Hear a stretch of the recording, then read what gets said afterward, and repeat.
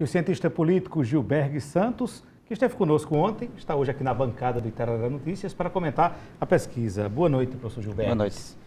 Bem, parece que não há uma grande diferença aí de região para região nos percentuais, né? Não, a estimulada, né, ou seja, aquela pesquisa em que os nomes são apresentados ao entrevistado, ela manteve uma média, né, uma média, inclusive a diferença entre Cássio Cunha Lima, que está sempre em primeiro lugar em todas as regiões, e Ricardo Coutinho, que está sempre em segundo lugar, dá uma média aí de alguma coisa em torno de 18 a 19 pontos percentuais de diferença, né?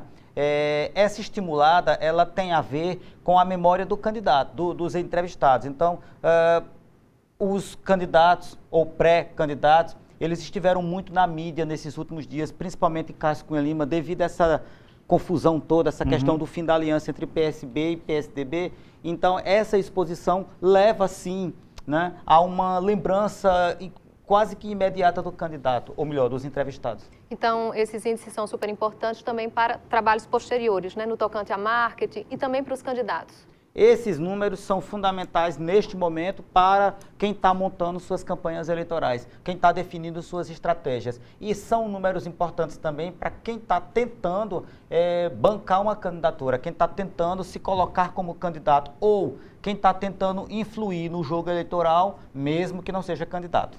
Balão de ensaio. A gente confere agora como está a rejeição dos candidatos ao governo do Estado. De acordo com a pesquisa Seis Sigma, a maior rejeição é de Ricardo Coutinho, do PSB, com 19,3%. Em segundo lugar, aparece Cássio Cunha Lima, do PSDB, com 12,7%. Em terceiro, Veneziano Vital do Rego, do PMDB, com 11,3%. Entre os candidatos citados, o de menor rejeição é o deputado Leonardo Gadelha, do PSC, com 1,8%. Essa questão da rejeição, qual a importância dela? A rejeição, pelo menos eu como analista, a rejeição é para mim o dado mais importante. Na eleição passada eu trabalhei muito com a rejeição. Esse ano eu pretendo dar uma atenção muito especial à rejeição, porque a rejeição numa pesquisa eleitoral é sempre o seguinte, a pergunta é, em qual desses candidatos você não votaria em hipótese nenhuma? A rejeição, ela é uma negação, ela é uma demonstração do candidato de que ele não aceita, ou melhor, do entrevistado, de que ele não aceita aquele candidato em hipótese nenhuma. Então, esse é um dado muito importante. Os marqueteiros, os candidatos, os políticos, eles costumam não dar muita atenção à rejeição. Inclusive, eles costumam diminuir, eles costumam deixar de lado e, às vezes, tentar subestimar esses índices de rejeição. Mas ela tem o poder de decidir uma eleição, né? Tem. Na ciência política, a gente tem uma regra básica, que é o seguinte: o candidato que atingir, que durante toda a eleição, se ele atingir ou ultrapassar os 27 pontos percentuais de rejeição, esqueça, a possibilidade, ele não vai ser eleito. E nós temos vários exemplos daqui. Por exemplo, na eleição passada, para prefeito em Campina Grande, a candidata Tatiana Medeiros, ela atingiu esse índice de 27 pontos percentuais e ela não foi reeleita. E eu tenho vários outros exemplos sobre isso. Vamos ver agora como está a corrida para o Senado na pesquisa espontânea.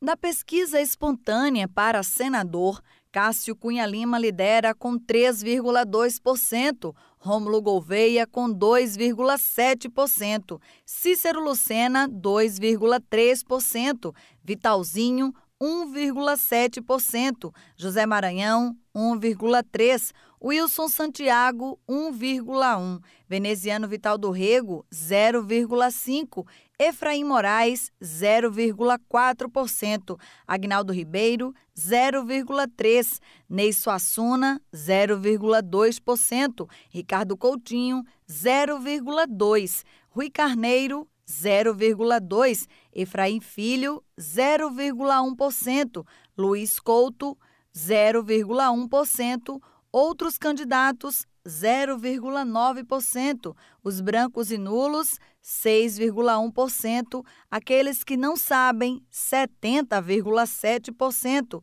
os que não informaram 1,2% e aqueles que não votariam em nenhum destes candidatos 6,8%.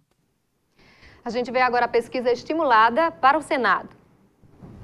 E na pesquisa estimulada para senador, Cícero Lucena, do PSDB, lidera com 16,5%, Rômulo Gouveia, do PSD, 16,2%, Wilson Santiago, do PTB, 9,1%, Luiz Couto, do PT, 4,6%, Marcondes Gadelha, do PSC, 4,3%, Agnaldo Ribeiro, do PP, 4,3%, Wellington Roberto, do PR, 4,2%, Ney Suassuna, do PSL, 3,5%, Ricardo Marcelo, do PEN, 2,1%, os brancos e nulos, 4,4%, aqueles que não sabem em quem vão votar, 14,5%, os que não informaram, 1,1%, e aqueles que não votariam em nenhum destes candidatos representaram 15,3%.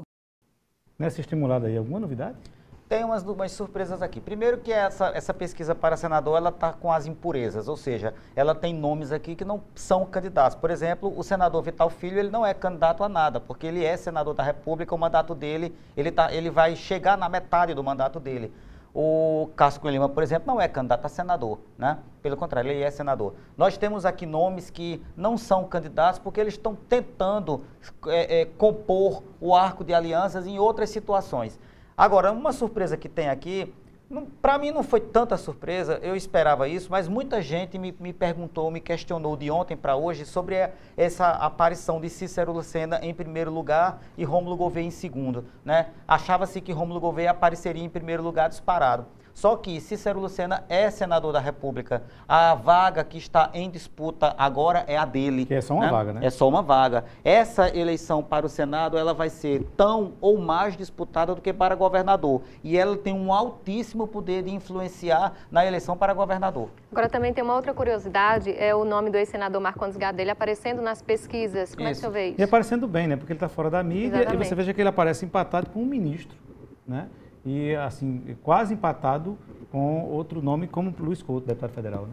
É que o Marcondes Gadelha, ele é um político com o sobrenome que tem, ele é um político conhecido, ele tem uma atuação política já de longas datas, então ele sempre é o tipo do político que em todo estado da federação tem esse tipo de político, é o político que ele vai ser sempre lembrado, independentemente se ele está ou não na seara política, se ele está ocupando um mandato eletivo ou não, é o tipo do nome que está sempre em evidência, por mais que ele não esteja ou esteja tendo uma atuação limitada.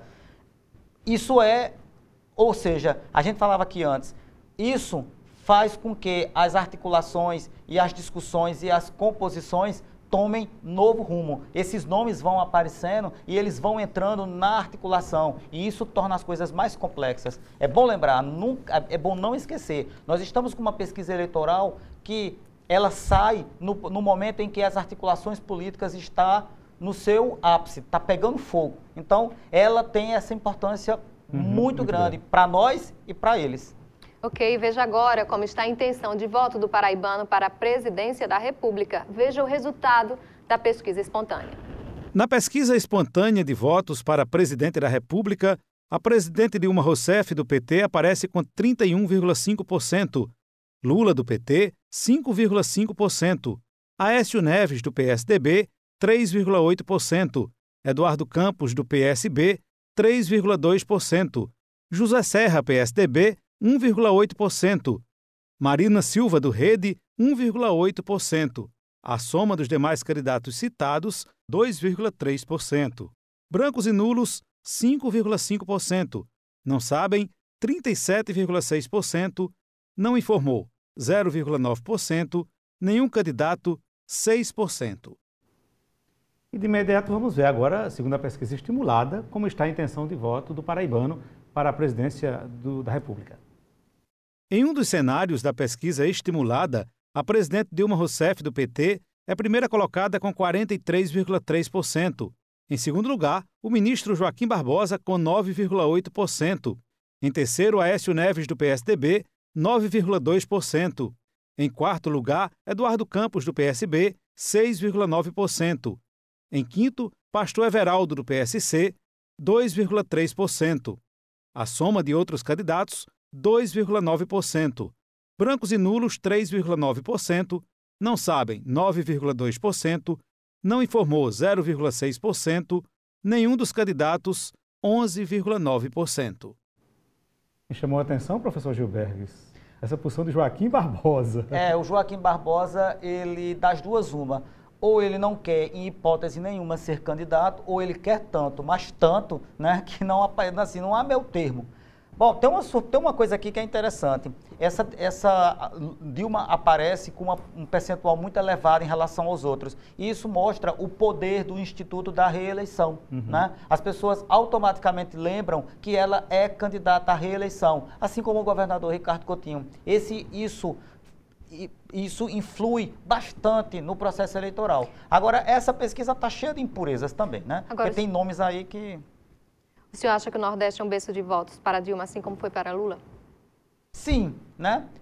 Sim. O Nordeste é um berço de votos para quem saiba usar, aspas, o Nordeste, né? Você vê que historicamente os candidatos procuram um nordestino para compor a chapa, isso é comum, né? Lula acabou com isso porque ele é nordestino, mas a Dilma Rousseff, ela não tem um trânsito tão bom assim no Nordeste. Veja aqui na Paraíba, por exemplo, que aqui em Campina Grande ela perdeu. Campina Grande ela não foi bem na eleição, ela não foi bem. Então, é isso que chama a atenção. Ela não foi bem aqui na eleição passada e agora ela parece muito bem votada. Me parece que o Instituto, o peso, a força do Instituto da Reeleição impera neste momento. Agora, deixa eu pegar no seu pé, que você está falando em impurezas, que nomes não deveriam estar aí, mas você está falando pré-candidaturas, não tem candidaturas definidas, né? Não, e outra claro. coisa, estimulada, a estimulada tudo bem, mas a outra, a espontânea, você pode citar qualquer nome, né? Não, a espontânea é interessante.